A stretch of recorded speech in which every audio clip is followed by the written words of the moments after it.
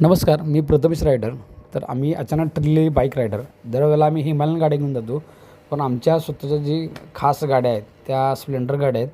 ठरवलं 100 सीसी गाडी, पण एकाची गाडीचा प्रॉब्लेम झाला. त्यामध्ये 350 घेतली, पण आम्ही सिटी 100 आणि मी स्प्लेंडर घेतली होती.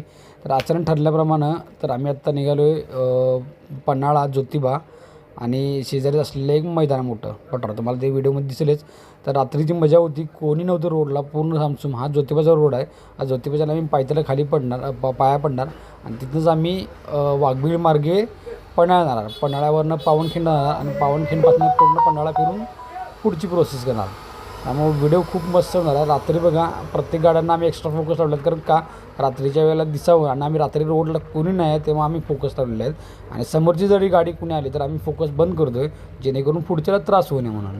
त्यामुळे राईड आम्ही 100% नियमात राहूनच आम्ही करतो आहे.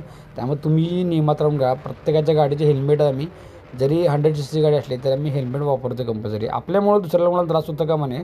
रोडला कोणी नाही म्हणून व्हिडिओ करतो आहे. व्हिडिओ आवडला असेल तर लाईक, सबस्क्राईब